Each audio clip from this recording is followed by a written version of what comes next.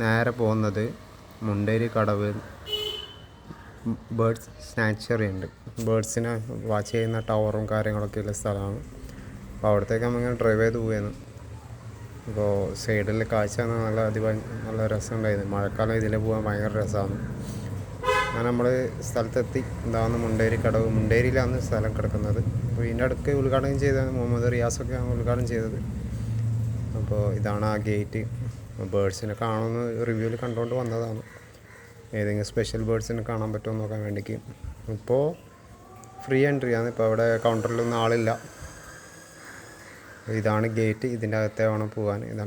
ഇതാണ് മറ്റേ ഉദ്ഘാടനത്തിൻ്റെ എല്ലാ കാര്യങ്ങളും എഴുതി വെച്ചത്. ഇതാണ് ഓരോ മെയിൻ ഗേറ്റും ഇവിടെ എഴുതി വെച്ചിട്ടുണ്ട്. മുണ്ടേരി കടവ് ബേർഡ്സ് സാങ്ച്വറി എന്നിട്ട്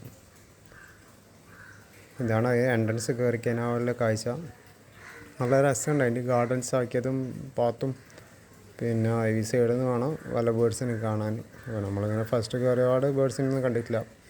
രണ്ടൊന്ന് കൊക്കിനെ കണ്ടില്ല. പിന്നെ അവിടെ കുറേ എന്തൊക്കെ മരങ്ങൾ വെച്ചിട്ടുണ്ട്. അപ്പോൾ ഇതൊക്കെ വളർന്നു കഴിഞ്ഞാൽ നല്ല രസമുണ്ടാവുമെന്ന് വിചാരിക്കുന്നു. പക്ഷേ ബേർഡ്സെല്ലാം ഉണ്ടാകുമ്പോൾ കാണാമല്ലോ.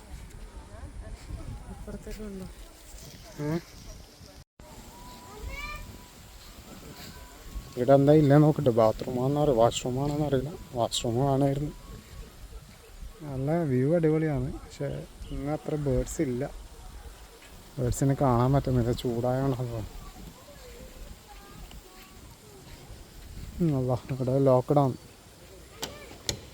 ഇവിടെ വാഷ്റൂം വേണമായിരുന്നു. ഇത് വെറുതെ ഇങ്ങനെ ഉദ്ഘാടനം ചെയ്തിട്ട് ഒരു കാര്യമില്ല. വാഷ്റൂം ആക്കാണ്ട് എന്നിട്ട് എന്താ കാര്യം? വരുന്നവർക്ക് വാഷ്റൂമൊന്നും വേണ്ടേ? ഇതിന് കോടികളാക്കിയിട്ടുണ്ടാവും, ചിലവാക്കിയിട്ടുണ്ടാവും. പക്ഷെ കോടിൻ്റെ ഇതൊന്നും കാണുന്നില്ല. ഉപകാരം വേണ്ട ലെവലാക്കണ്ട. ഇതെന്താക്കിയെന്ന് അറിയില്ല.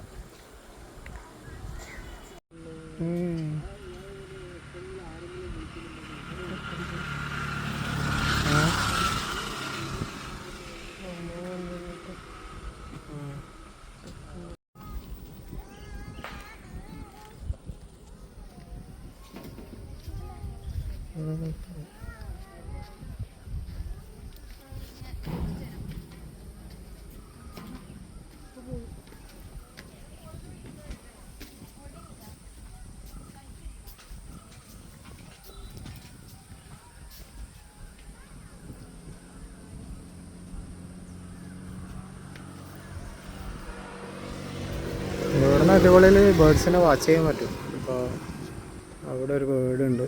സൂം ചെയ്ത് കാണിച്ചു തരാം. ഇത്രയും സൂം ആകുന്നില്ല. അവിടെ ഒന്നുണ്ട്.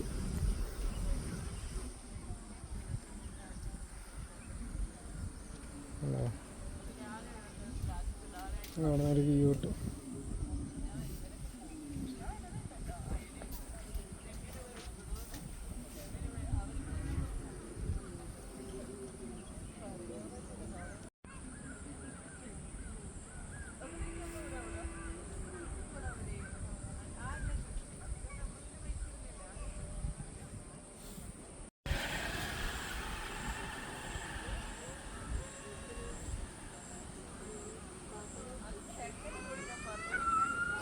ഇതാണ് നമ്മൾ കണ്ട ബേർഡ്. വേറെ പ്രത്യേകിച്ചൊന്നും കണ്ടിട്ടില്ല.